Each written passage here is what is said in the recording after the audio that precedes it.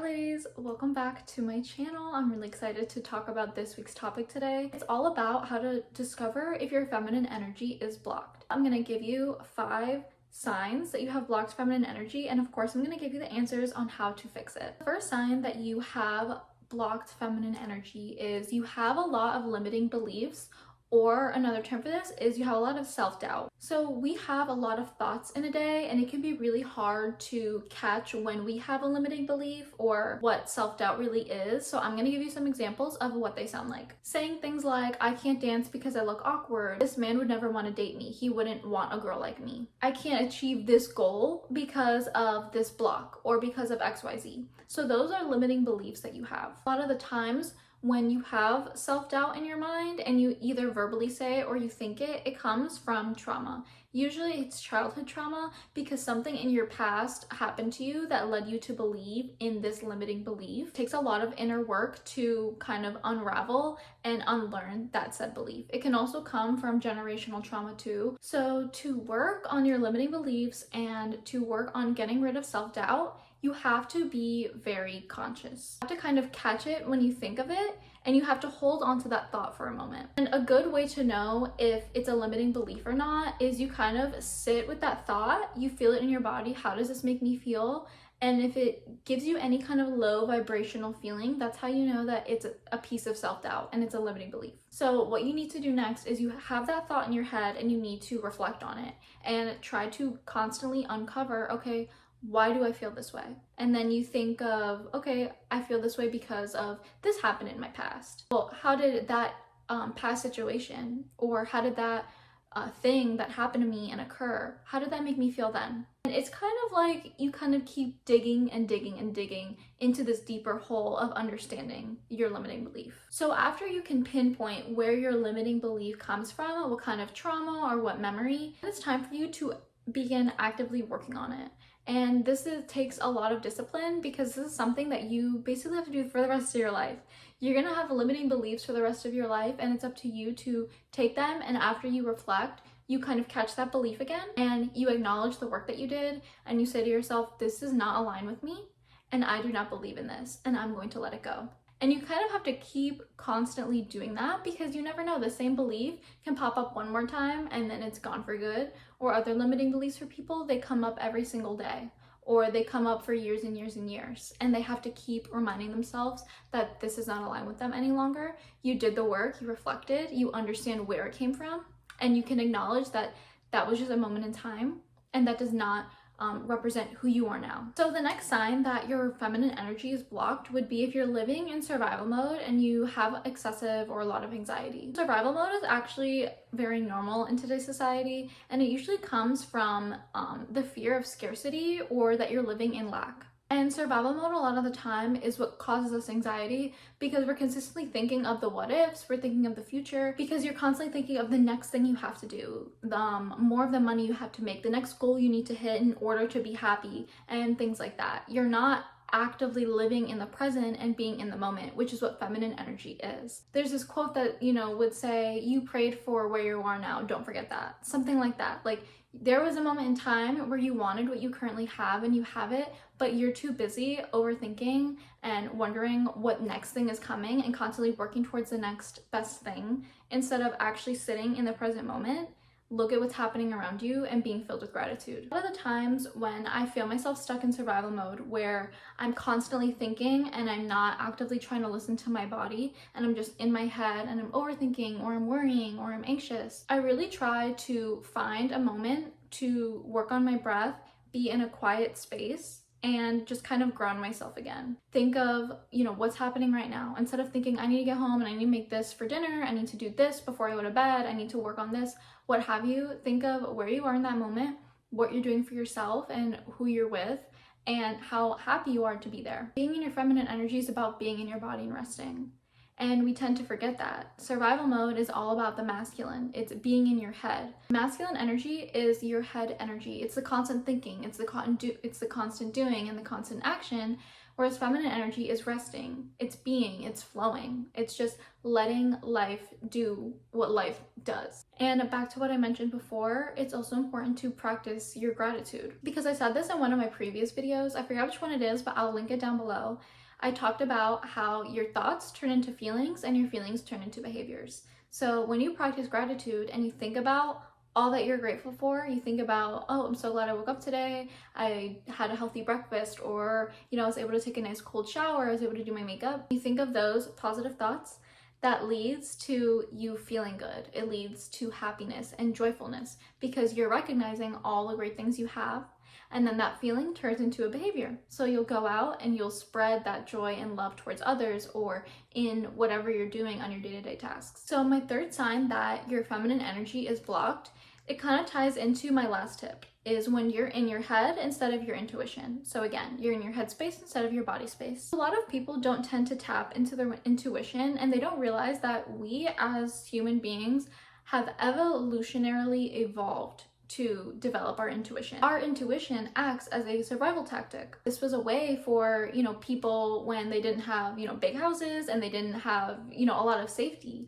They would use their intuition to guide them. And if they felt like something in their gut was wrong, they would listen to that thing and they wouldn't travel to this space, or they wouldn't eat this food, or they wouldn't listen to this person. Our intuition was used to make good decisions that felt correct in our body in order to survive. Whereas if you are constantly in your head trying to make all these decisions, you're actually exerting more energy than just listening to that gut feeling that you have internally that pops up out of nowhere. Your intuition just kind of happens. Sometimes it comes out of thin air and you feel it and you know it's wrong. Whereas in your head, you're constantly battling all these thoughts over and over, and you're exerting more energy than you really need to. Because the answers to a lot of things in our life are usually within us all the time. The best way to step into your intuition, I watched a Mina Irfan video on this. She started with little steps. So when you wake up, instantly, for me, the first thing I think about is, I'm hungry, what do I want to eat? And usually I would kind of boggle in my head, like, what am I in the mood for?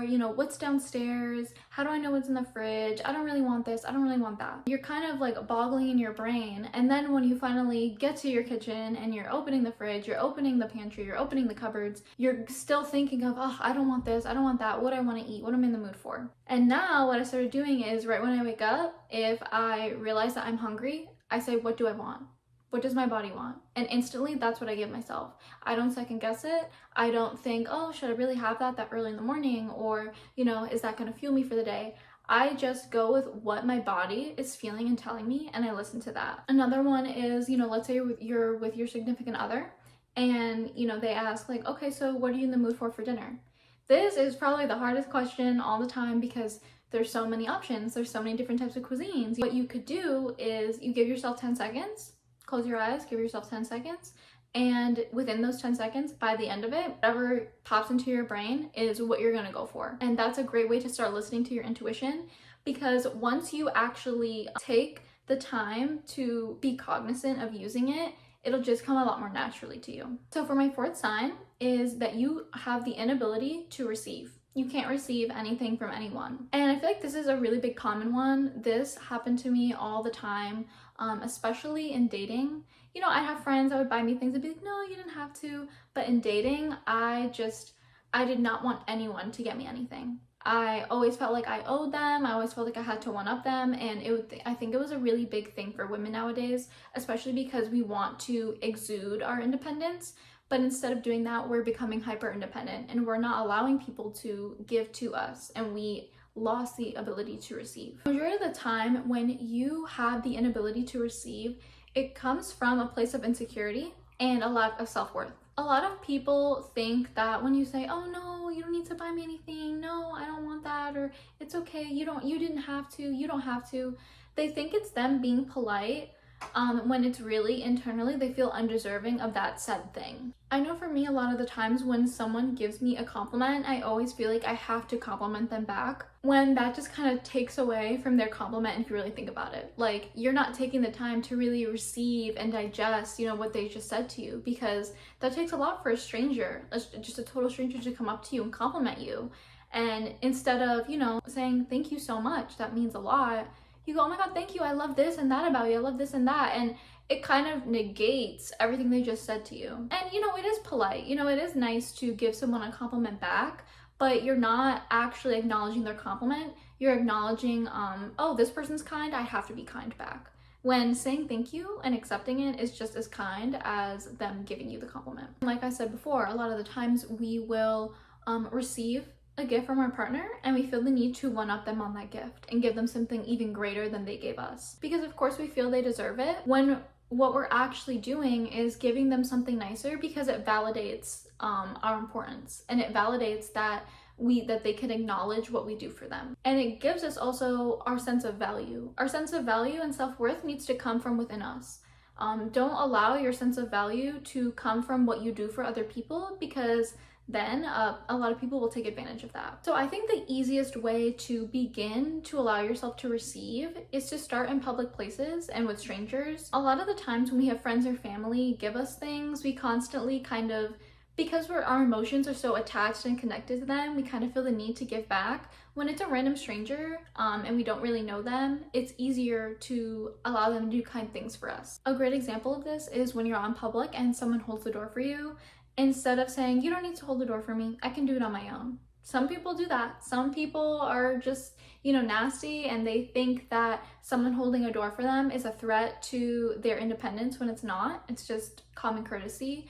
Or some people will be like, oh no, thanks, I got it, I can do it. And they'll take the door from the person already holding it. But instead, you can acknowledge the kindness of that person and thank them and be grateful for them and allow yourself to receive kindness and common courtesy from others. Or if someone compliments you on your lipstick, instead of saying, thanks, like I got it from here and it's this place and blah blah blah, like it would look so good on you, or you know, oh thank you, I love your hair color, I love your highlights, whatever it is, you just say thank you so much, like it's my favorite. And if they ask where it's from, you can tell them where it's from. Obviously we're not going to gatekeep, but just sit in the compliment and let your body really feel what that kind of kindness does to you. My last tip that your feminine energy is blocked is my all-time favorite that I say all the time, is if you have a lack of safety. The number one thing that women need is to feel safety, and that's the only way they can rest in their feminine energy, if they feel safe in their environment and they feel safe within themselves. A lot of the times if we have a lack of safety, it comes from being in survival mode, and other times it can come from how you grew up. If you had a lack of, you know, that feminine energy. A lot of us have parents that were in survival mode growing up, so that's all you learn is survival mode and being in your masculine and making sure, you know, you're not relying on anyone else and things like that. And a lot of the times this survival mode and this lack of safety triggers our fight or flight, and we're constantly, you know, exerting all this energy and having all this adrenaline within us when we are just going about our day regularly because we don't feel safe within ourselves. An example for me was where I grew up. I grew up in the Bronx, and my mom would constantly kind of instill some fear in us. You know, the Bronx isn't the safest place to be, and she wanted us to be aware of our surroundings at all times. She told us that, you know, people aren't good. Like, there's more bad people than good. And I understood that she wanted to instill that on us so we wouldn't be so trusting. So we would kind of constantly stick by her side so she wouldn't lose us, because me and my sister are very close in age. We're only a year apart. So she wasn't just watching me, she was always watching two young girls. So I grew up kind of gaining more and more anxiety, especially when I started going off to college and being on my own. I had a lot more anxiety in the world, and I felt unsafe all the time. And I constantly, a lot of people in New York, they say you gotta walk with a straight face. Don't smile at strangers, you don't look at them. And that's kind of the tough part of being a New Yorker at the end of the day. You kind of have to rest in your masculine energy when you go to work, when you're out in public, if you're not in a safe area. And the only time you can really rest is when you get home. But a lot of people tend to forget that.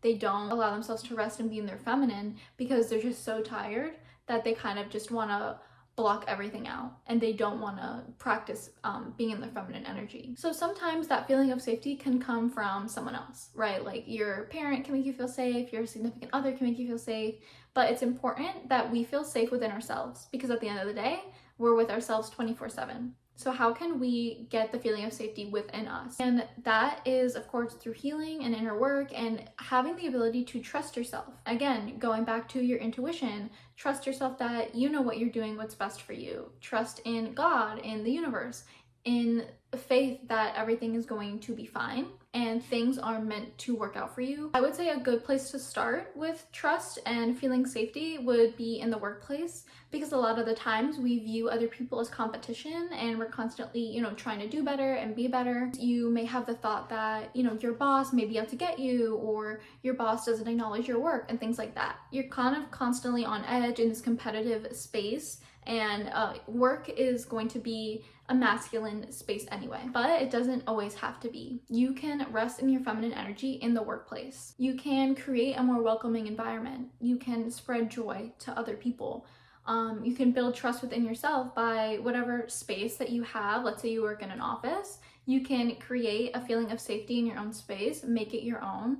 Or let's say you're a retail worker, you can consistently take time to kind of, not everything needs to be rushed. Not everything needs to kind of be like constantly thinking, what do I do next? What should I do now? What should I do now? You can go with the pace that you're at, and you can kind of trust that you're gonna get things done how you need to get them done. And you can build trust in your work ethic. You can build the confidence and the safety in yourself to know that you are a good worker, instead of, comparing yourself to other people and what they're doing. You can just create more of a safe environment for yourself, a welcoming environment for everyone else, and to stop stressing about what everyone else is doing. Everyone else is doing, it doesn't matter. You need to remind yourself, I'm safe in what I'm doing, and I know what I'm doing is correct. I was assigned, these tasks, and I'm going to get them done. And you basically have self-reassurance. Okay, ladies, that was my last tip for this video. I really hope you enjoyed it. I loved talking to you ladies per usual, and I will see you ladies next week. Bye.